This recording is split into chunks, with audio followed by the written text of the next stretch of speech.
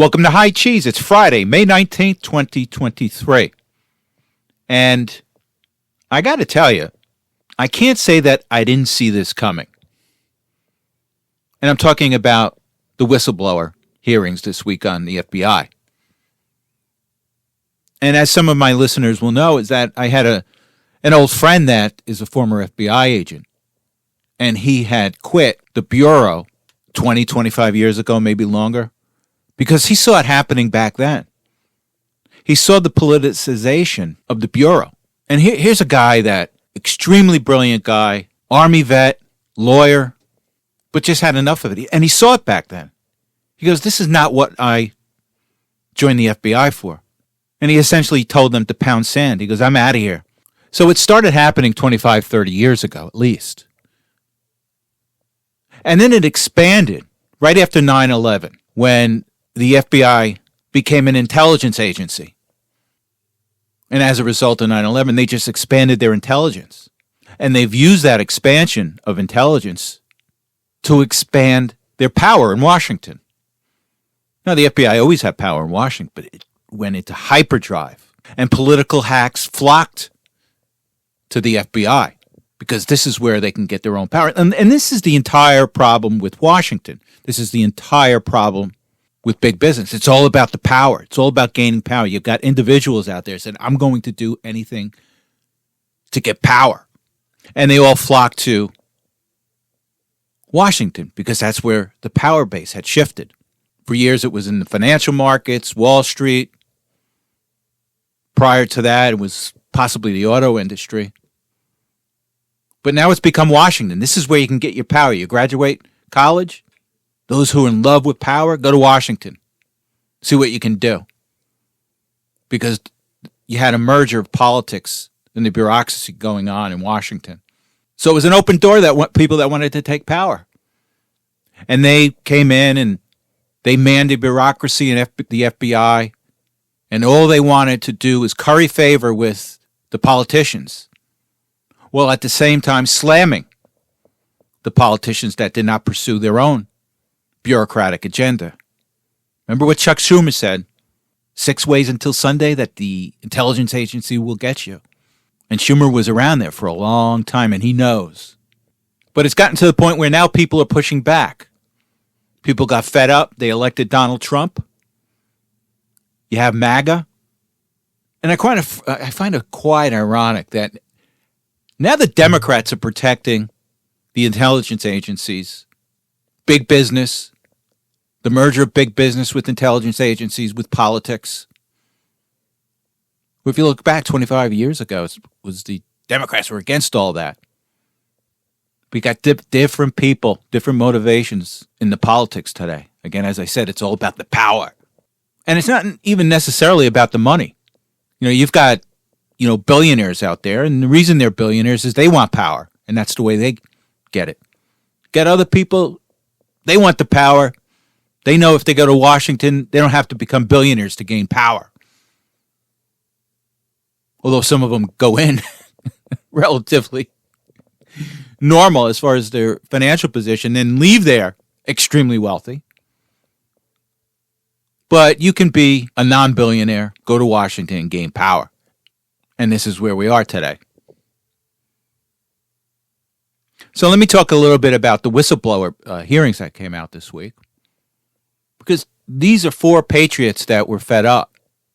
And they were fired from their jobs because they questioned the FBI's response to J6. They questioned the FBI policy on going after parents at Board of Education meetings and Christians that were anti-abortion. And that's all they did. They just, question the power. Are we doing the right thing here? And the power and the force of the FBI came down on them, crushed them individually, just like the communists do. Just like anybody at the Politburo questioned what they were doing. The power of the Soviets came down on them, just like the FBI came down on these whistleblowers this week. So with that said, I want to go to a clip, and it's the opening statement of one of the whistleblowers, Garrett O'Boyle. And he's just outlining what he went through, what he believes in, and what the FBI has become. So let's go to the clip and then we'll come back and discuss. Thank you for addressing FBI malfeasance and allowing me to speak today. Aside from that point of gratitude, I'm sad, I'm disappointed, and I'm angry that I have to be here to testify about the weaponization of the FBI and DOJ. Weaponization against not only its own employees, but against those institutions and individuals that are supposed to protect the American people. I am here today because even though I am wrongfully suspended from the FBI, I remain duty-bound to the American people to play my small role in rectifying these issues. After all, I never swore an oath to the FBI. I swore an oath to the Constitution. I couldn't knowingly continue on this path silently without speaking out against the weaponization I witnessed, even if it meant losing my job, my career, my livelihood, my family's home, and now my anonymity. It's up to members of this committee, current and former FBI employees, and indeed all Americans, to ensure that the weaponization of our own government against the people comes to an end, no matter the personal cost. As James Madison prudently opined, in framing a government which is to be administered by men over men, the great difficulty lies in this. You must first enable the government to control the governed, in the next place, oblige it to control itself. The safeguards currently in place at the FBI are clearly inadequate and must be reworked to protect whistleblowers and others who are inappropriately targeted. The FBI can extract whatever they want from me. I'm willing to bear that burden. I've sworn to defend this country from enemies, both foreign and domestic, even if that means sacrificing my life. I've lived that oath out since first enlisting in the Army, consistently saying, "Here am I, send me." My oath, however, did not include sacrificing the hopes, dreams, and livelihood of my family, my strong, beautiful, and courageous wife, and our 4 sweet and beautiful daughters who have endured this process along with me. In weaponized fashion, the FBI allowed me to accept orders to a new position halfway across the country. They allowed us to sell my family's home. They ordered me to report to the new unit when our youngest daughter was 2 weeks old.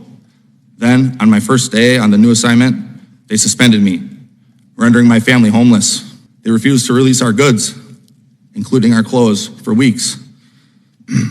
All I wanted to do was serve my country by stopping bad guys and protecting the innocent.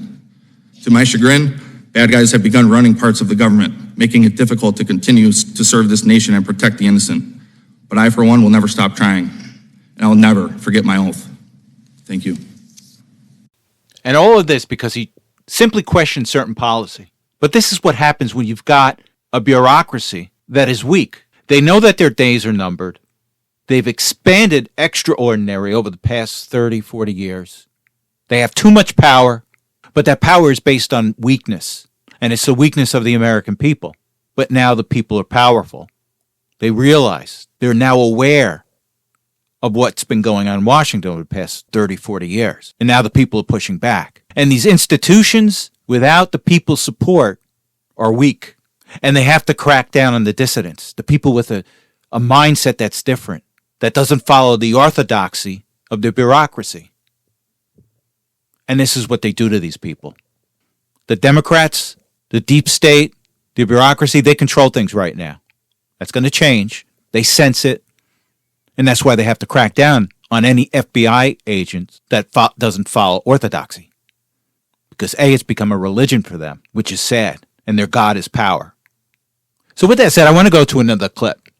And at the beginning of the hearing, it was quite funny to take a look at the chaos that all the Democrats on the committee were trying to create. They were interrupting each other. They were interrupting Jordan. They were calling the whistleblowers, "Oh, you're really not whistleblowers.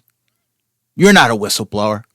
These are the same people that called Matt Taibbi, "Oh, you're not a journalist." Remember during the Twitter file hearings on the weaponization of government, where the FBI and the intelligence agencies colluded with Twitter to suppress certain free speech? Well, the Democrats were out there calling Matt Taibbi a bona fide journalist. "Oh, you're not a real journalist." And I'm defending Matt Taibbi. You know, he's a, quote, liberal. But he's not a crazy liberal. He's not a communist.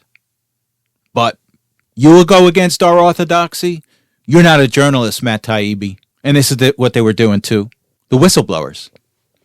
And that's all they can do. The Democrats are just real good at just creating chaos. These people are just good at creating chaos. And that's what they're in the process of doing right now. We've got chaos in the world. We've got chaos with our economy. We've got chaos with inflation. We've got chaos at the border. That's all they can do.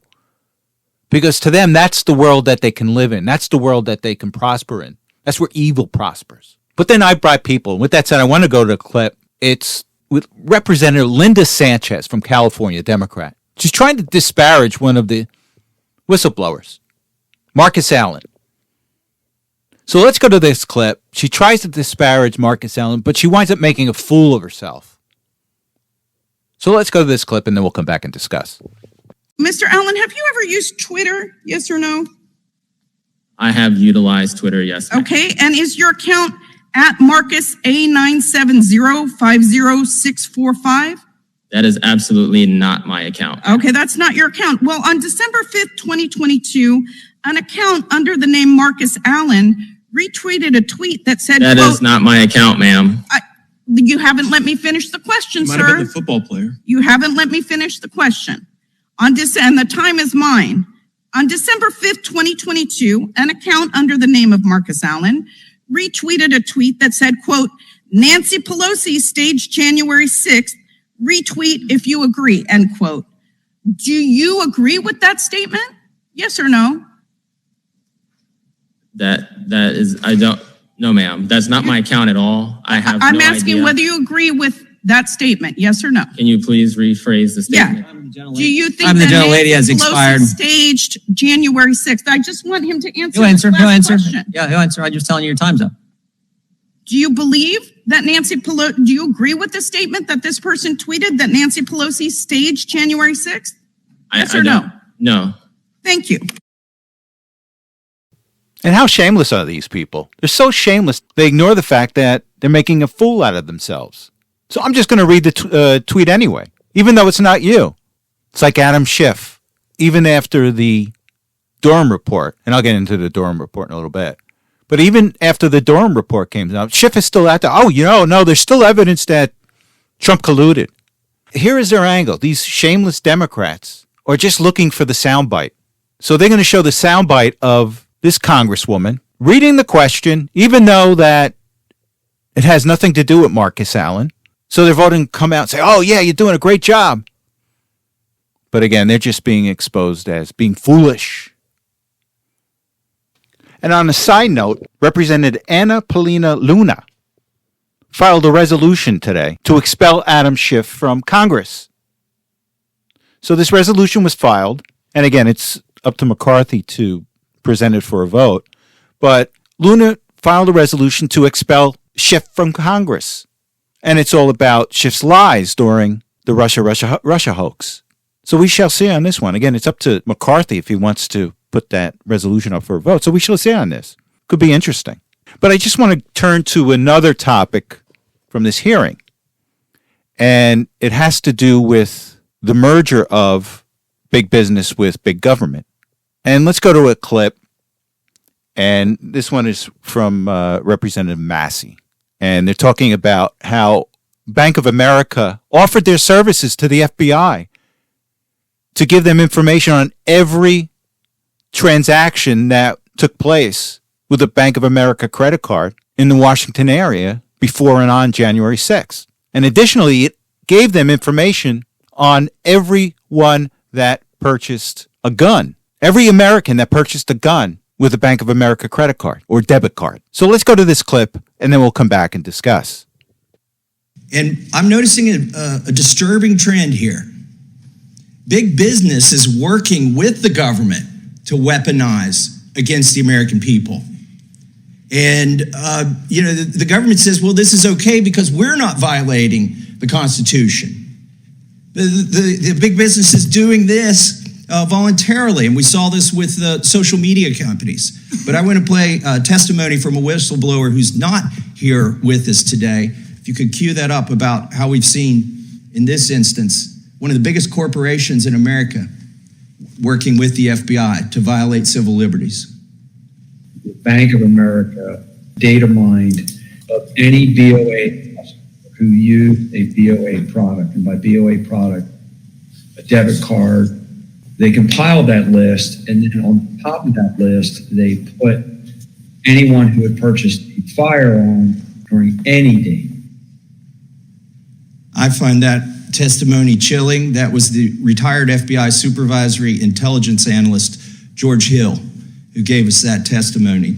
And what he said there is that Bank of America compiled a list of everybody who used a credit card or a debit card between January 5th and January 7th inside of Washington, D.C., and gave that to the FBI. But before they did, they looked at anybody who had ever purchased a firearm, according to their records, and elevated those people to the top of the list.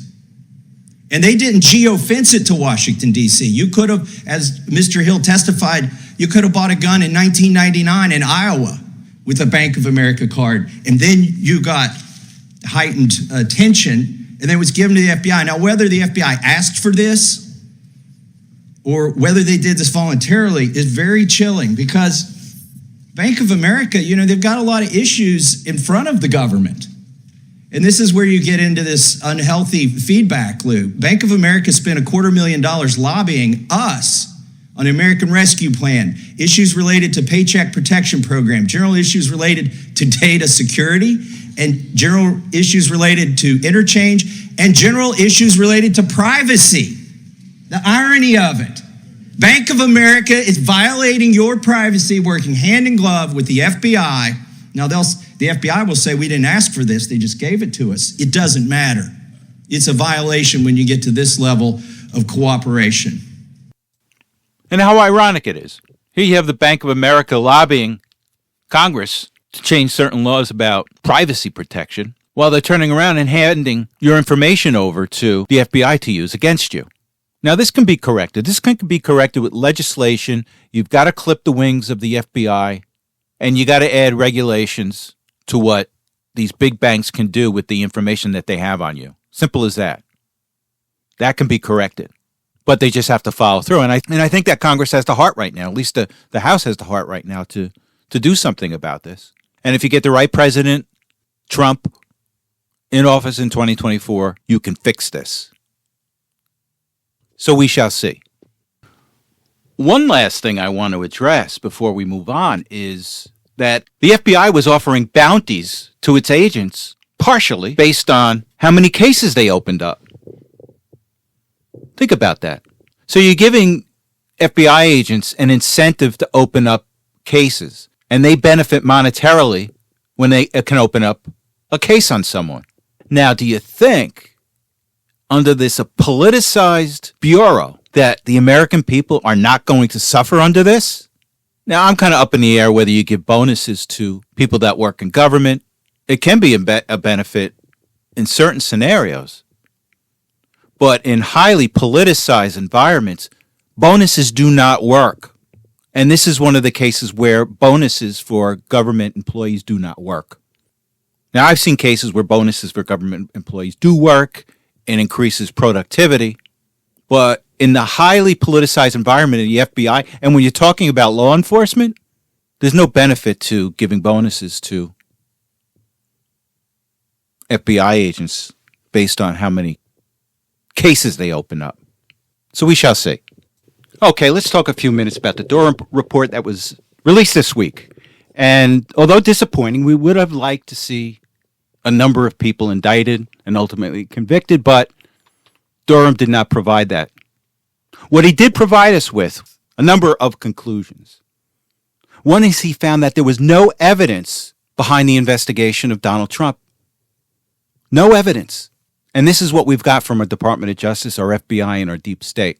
They pursued a sitting president and his ties to Russia, an adversary, based on nothing. No evidence. The other takeaway is that the people that were involved were biased. Surprise, surprise. They were biased.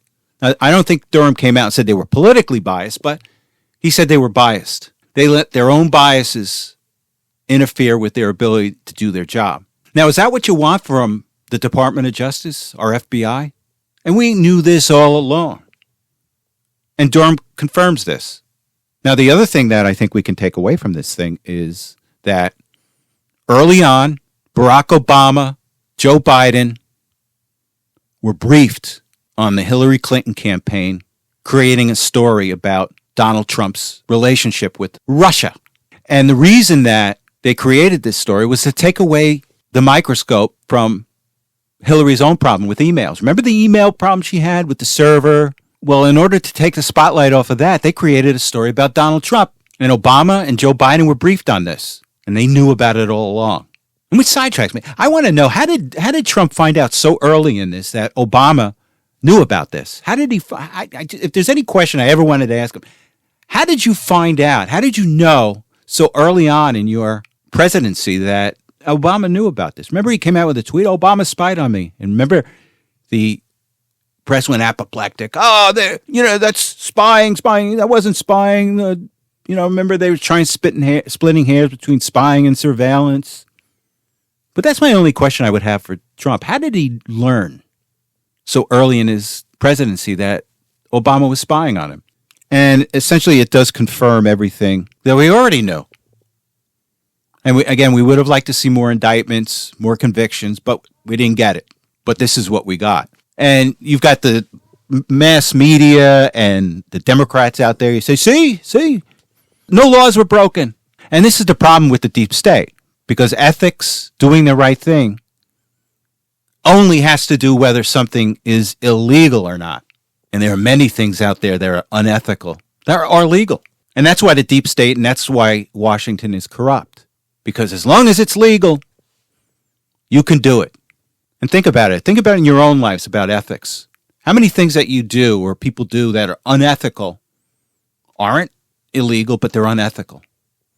Do we really want Washington to be like that? Do we really want people in positions of power that look at ethics as only things that are legal? I can think of a lot of things that are unethical, but legal. And I'm sure you can too. And this is the story that the Democrats are putting out there in the mass media. Oh, everything was legal. Doesn't make it right. And this is what we're fighting, because unethical behavior is corrupt behavior. They try to equate legality with corruption. No, you can have a corrupt government, and they do things according to the law. It's the gray areas that make government corrupt or not. And our Department of Justice, our FBI, they were corrupt, and they continue to be corrupt. So where do we go from here? I think we take what Durham gave us and we run with it. I think there's a lot of independent voters out there that are reading this and saying, well, yeah, wow, they get the joke. And this is what has to be pushed out there and has to be stressed. And Donald Trump's doing a good job. Totally exonerated by this report. Totally exonerated. So don't listen to the mass media. Don't listen to the Democrats saying, yeah, everything was legal. It was corrupt. And tell them that. So we shall see. All right, now let's talk a little bit about the debt ceiling. And today the Republican negotiators walked away from the table saying that the Democrats were being unreasonable in their negotiations to increase the debt ceiling. Now, I guess it was 2-3 weeks ago that the Republicans had passed a bill to increase the debt limit, but the Biden administration had to cut back in about $4.5 trillion, among other things. They also wanted people on welfare to work or increase their working, or the expectation of work for somebody on welfare would be there at the very least. So the Republicans walked away, and now you're going to hear the mass media out there.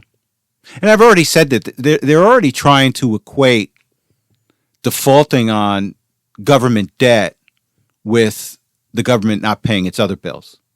So you already had Janet Yellen out there saying that, well, I consider us not paying a consultant on time the equivalent of the United States not paying off its bonds.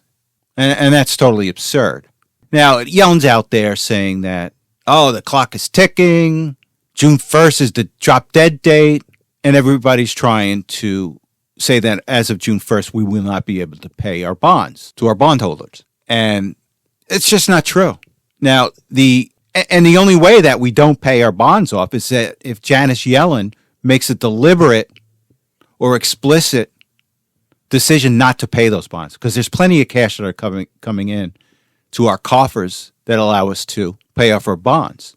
Now, if this thing drags on, the federal government may have to lay off some people, furlough some people, cut back on programs. I mentioned this before. Maybe not give foreign aid to all these countries that hate us. But this whole end of the world scenario that's being presented by the mainstream media and these talking heads on CNBC and Bloomberg just isn't real. So this negotiation could drag on for months and months and months without the debt ceiling being increased, without having an impact on our ability to pay off our debt, our bonds and notes. So don't get scared by what you see.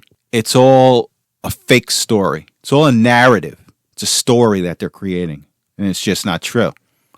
Now, Janet Yellen's going to have to work a little harder. I'm not sure if she's ever been asked to work hard, but she's going to have to figure out if this thing drags on for months, who to furlough, what departments to furlough. And that's not necessarily a bad thing, because we all love to see the federal government shrink. And those on Social Security, don't worry, you're going to get your checks. They're going to be out there saying, oh my God, if we have to furlough 2 or 3 people in the Social Security department, that means you may not be able to get your checks. Don't believe it. It's all phony. It's all fake. And I want to make a point too, even if under the extreme circumstance that the United States does default, it would only be a technical default. Those bondholders would be eventually paid, plus additional interest. But I don't think that's going to happen. Now, Joe Biden has been playing this like a political hack. He's been out saying, oh, I fully expect everything. Things are going great. But he knows things aren't going to go great. But he's just trying to groom the American people to think that, oh, it's Biden says things are great. And then when things aren't great, he can try to blame the Republicans. But McCarthy made a good political move, too, to counter that. He came out with the same thing.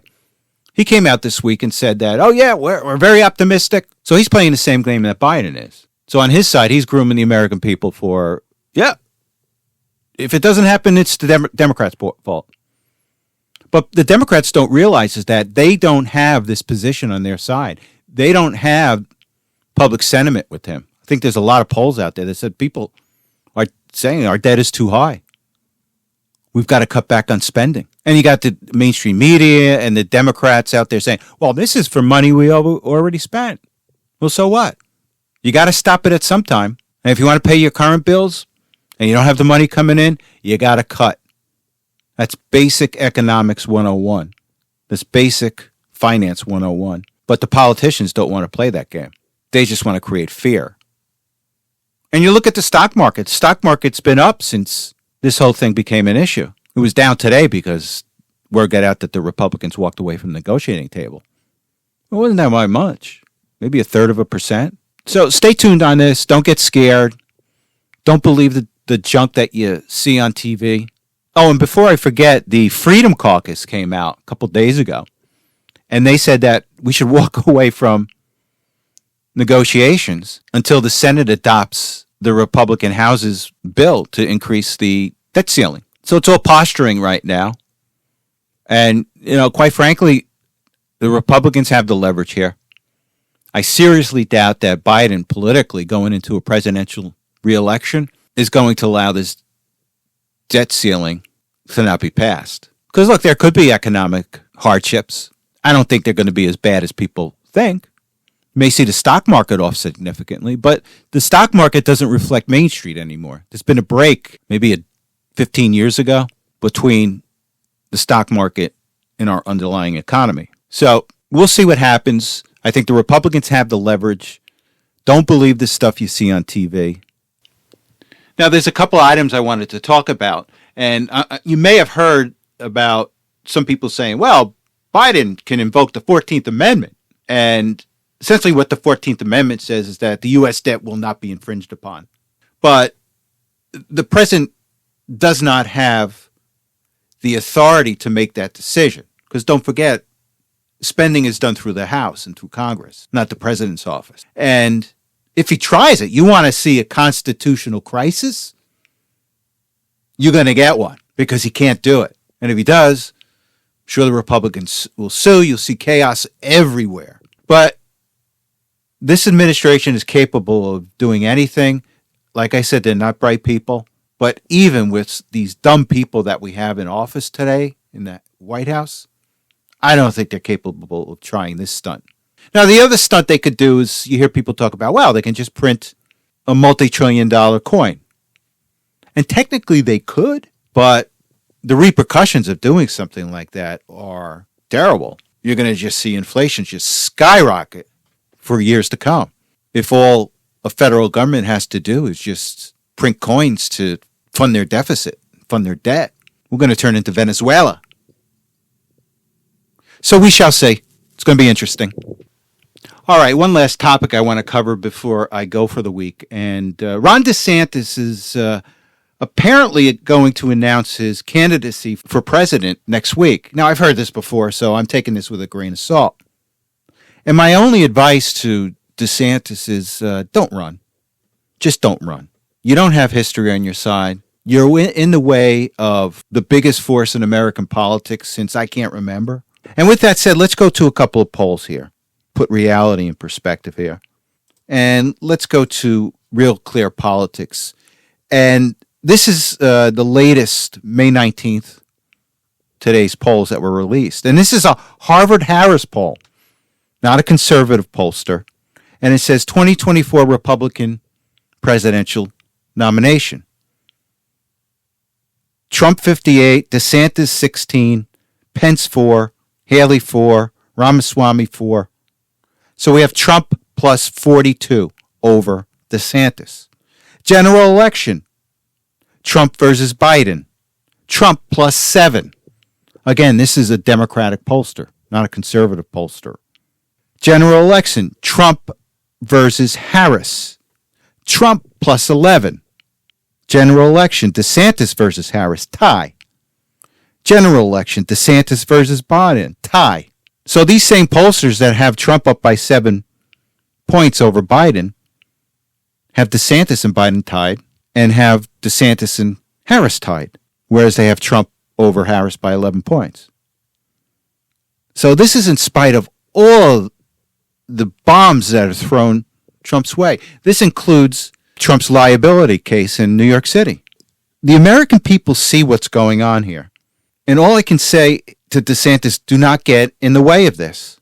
You will hurt your chances for 2028. People are sticking with Trump. People see what's happening to Trump. He's growing in the polls after all of these court cases were decided against him. And they know he will get stronger with the pending court cases against him. There's one in Atlanta, and you have the Mar-a-Lago pending case. And even if he loses both of those cases, he'll go up in the polls. Because the people realize what's happening to Donald Trump. And if they can do it to him, they can do it to you. And don't get in the way of that, Ron DeSantis, because you'll lose. And with that said, you have a good week, and I will talk to you next Saturday. Thanks for listening.